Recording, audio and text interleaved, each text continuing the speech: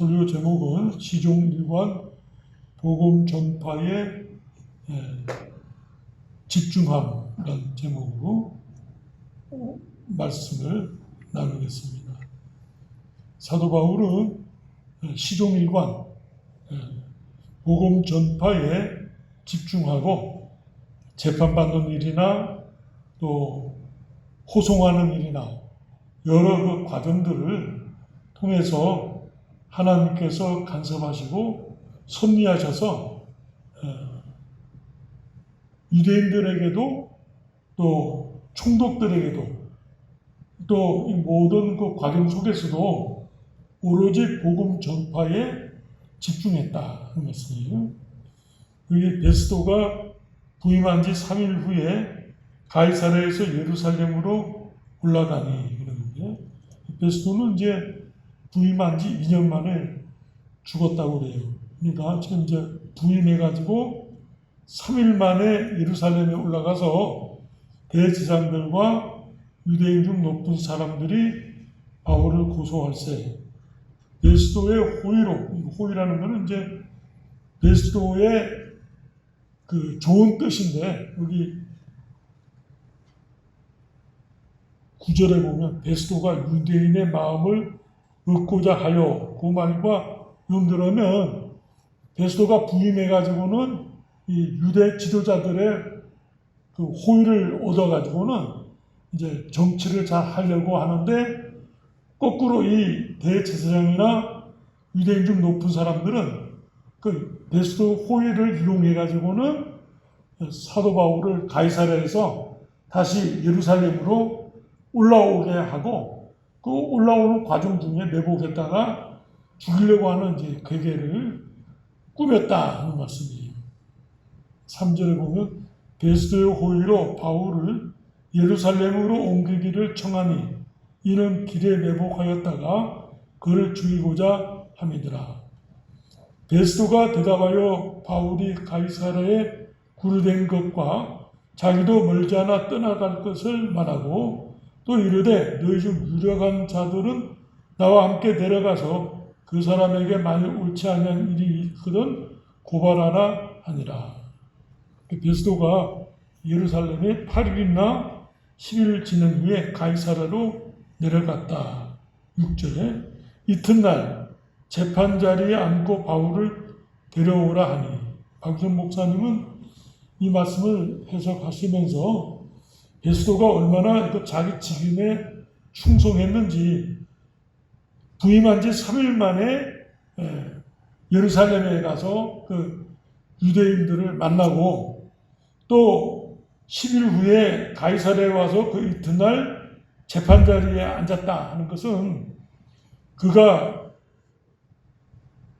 지켜야 될 그 총독으로서의 그 자세를 바로 가졌다, 그렇게 썼어요. 그래서 여기 27절에 24장 27절에 이때가 지난 후 고르기오 베스도가 벨릭스의 소임을 이어받으나니 벨릭스가 유대인의 마음을 얻고자 하여 바울을 구류하여 두니라 그랬는데, 이 벨릭스는 오히려 사도 바울을 구류해가지고는 오래도록 지체하면서 유야무야 유대인들의 인기를 얻고 자기들의 그 정치를 써먹으려고 그랬는데, 반해서 베스도는 성실하게 바울의 그 처지와 그 고소를 잘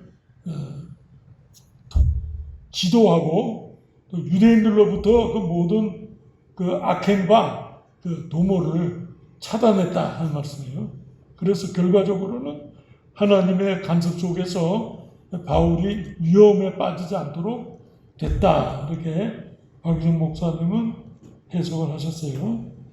7절에 보니까 그가 나오매 예루살렘에서 내려온 유대인들이 둘러서서 여러 가지 중대한 사건으로 고발하되 너희 증거를 대지 못한지라. 바울이 변명하여 이르되 유대인의 율법이나 성전이나 가이사에게나 내가 도무지 죄를 범하지 아니하였노라 하니, 베스도가 유대인의 마음을 얻고자 하여 바울들을 묻되 내가 예루살렘에 올라가서 이 사건에 대하여 내 앞에서 신문을 받으려느냐. 이제 앞에서 그 2절에 대제사장과 유대인 등 높은 사람들이 바울을 고소하면서 예루살렘으로 옮겼으면 하는 이제 의도를 이 베스도가 사용해서 바울에게 그렇게 재판받기를 원하느냐 하고 물어본 거예요. 그랬더니 10절에 바울이 이르되 내가 가이사의 재판자리 앞에 섰으니 마땅히 거기서 신문을 받을 것이라. 당신도 잘 아시는 바와 같이 내가 유대인들에게 불의를 행한 일이 없나이다. 만일 내가 11절에 불의를 행하여 무슨 죽을 죄를 지었으면 죽기를 사용하지 아니할 것이나 만일 이 사람들이 나를 고발하는 것이 다 사실이 아니면 아무도 나를 그들에게 내줄 수 없나이다. 내가 가이사께 상소하노라 한데, 이제 베스도가 혹시 사도 바울을 예루살렘에 이송하고 또 유대인들의 괴계에 맡길까봐 사도 바울이 가이사에게 고소하고 내가 그 법 집행을 기다린다 하는 내용으로 베스도에게 말했어요. 그러자 12절에 베스도가 배석자들과 상의하고 이르되 내가 가이사에게 상소하였으니 가이사에게 갈 것이니라 하니라. 베스도가 법 절차를 따라서 사도 바울을 바르게 재판했다. 이런 말씀이에요. 여기 이제 박유선 목사님께서 두 가지 중요하게 지적을 하셨는데, 첫째는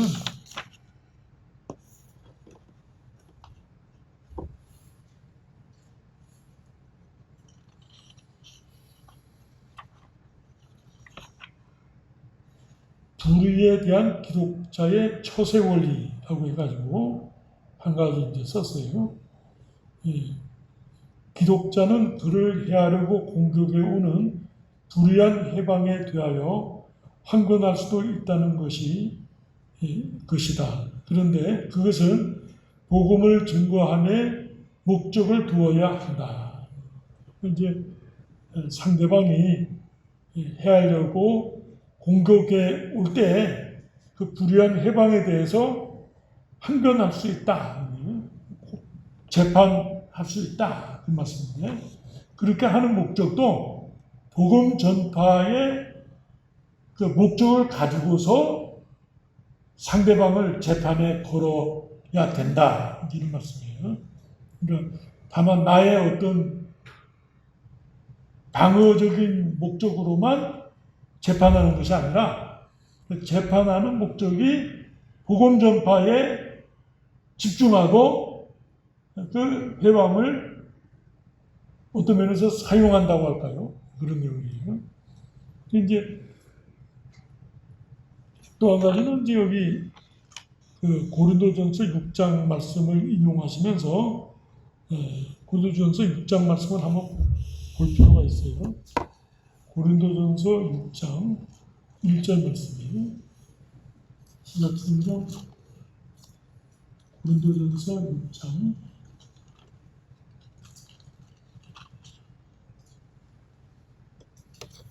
1절부터 7절 말씀 제가 읽겠습니다.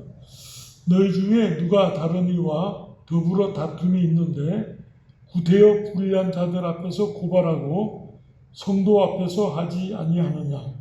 성도가 세상을 판단할 것을 너희가 알지 못하느냐? 세상도 너희에게 판단을 받겠거든 지극히 작은 일 판단하기를 감당하지 못하겠느냐? 우리가 천사를 판단할 것을 너희가 알지 못하느냐? 그러하거든 하물며 세상 일이라. 그런즉 너희가 세상 사건이 있을 때에 교회에서 경히 여김을 받는 자들을 세우느냐? 내가 너희를 부끄럽게 하려 하여 이 말을 하노니 너희 가운데 그 형제간의 일을 판단할 만한 지혜 있는 자가 이같이 하나도 없느냐? 형제가 형제와 더불어 고발할 뿐더러 믿지 않는 자들 앞에서 하느냐? 너희가 피차 고발함으로 너희 가운데 이미 뚜렷한 허물이 있나니 차라리 불의를 당하는 것이 낫지 아니하며 차라리 속는 것이 낫지 아니하냐? 이 말씀은 이제 믿는 사람끼리 법정 투쟁이 생겨서 사회법에 고발하게 되면 이제 그 사회법이 이제 믿는 사람들을 판단하게 되는데, 사실은 믿는 사람들끼리 재판할 것이 아니라 차라리 불의를 당하더라도 세상 법정으로 가지 말라, 이런 이제 표현이에요. 근데 사도 바울은 이제 그 말씀에서 세상 법정에 지금 고소하거든요. 고소하는 목적은 상대방 유대인들이 기독신자가 아니고 기독교를 박해하는 불신자들이기 때문에 박정 목사님 해석은 재판에 고소하는 것이 합당하다 하는 해석이에요. 우리가 서로 간에 어떤 민사 사건 때문에 법정으로 가서 고발하는 경우가 있거든요.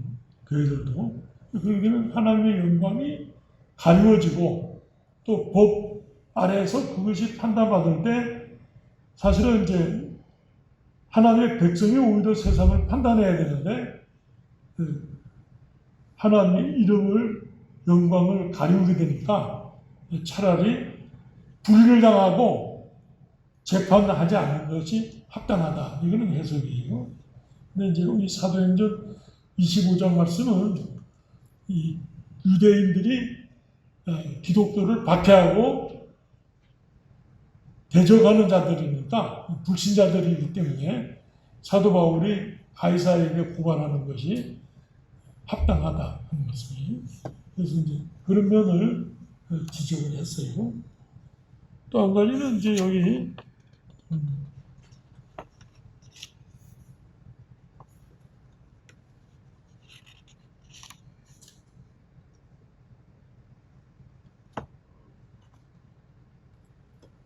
일부러 고난을 이렇게 고난 당할 고난을 피하는 것이 옳은 태도인데 고난을 찾아 들어갈 필요가 없다는 표현의 말씀을 이제 해석을 했어요.